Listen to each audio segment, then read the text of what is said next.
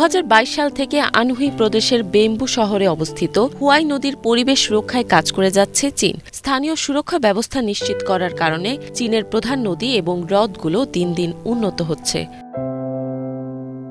প্রায় এখন এসব নদীর তীরে প্রাকৃতিক সৌন্দর্য উপভোগ করতে আসছে দর্শনার্থীরা। এছাড়া অবসর সময় এখানে বাস্কেটবল, ফুটবল খেলতে আসেন স্থানীয় বাসিন্দারা। আমি সত্যিই গর্বিত। বেংবোর ভিডিও দেখে অন্য শহরের বন্ধুরা আমাকে বলে হুয়াইহে নদীর আশপাশের ভবনগুলো সাংহাইয়ের পুডংয়ের মতোই দারুণ। নদী এবং হ্রদ ব্যবস্থাপনা বিভাগের প্রধান ফু কিয়াং বলেন, হুয়াইহে নদীর পানির গুণগত মান ধারাবাহিকভাবে ধরে রাখার চেষ্টা করা হয়। নদীটির পরিবেশগত অবস্থা আগের চেয়ে ব্যাপক উন্নত হয়েছে। সুজো শহরের তাইহু হ্রদের কাছে নানা সুযোগ সুবিধা বৃদ্ধি পাওয়ায় পর্যটকদের আনাগোনা বাড়ছে। অনেক স্থানীয় বাসিন্দা এখানে উদ্যোক্তা হওয়ার জন্যও ইতোমধ্যে আগ্রহ দেখাচ্ছে।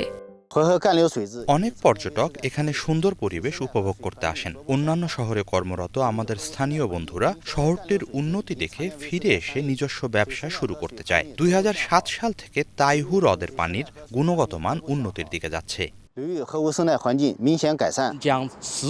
আমরা তাইহু হ্রদের পরিবেশ রক্ষায় শিল্প, বর্জ্য এবং গৃহস্থালির আবর্জনা অপসারণ, দূষণ নিয়ন্ত্রণ ও সবুজ অবকাঠামো নির্মাণ করে আমাদের নতুন নতুন পদক্ষেপের বাস্তবায়নে কাজ করে যাব। অন্যদের মতো ঝিজিয়াং শহরের জিনহু হ্রদের কাছে অবসর সময় কাটাচ্ছিলেন ইয়াং ইউসু নামে এক স্থানীয় বাসিন্দা।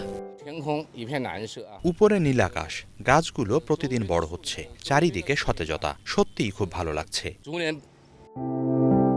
ইফাত জাহান, বাংলাভিশন।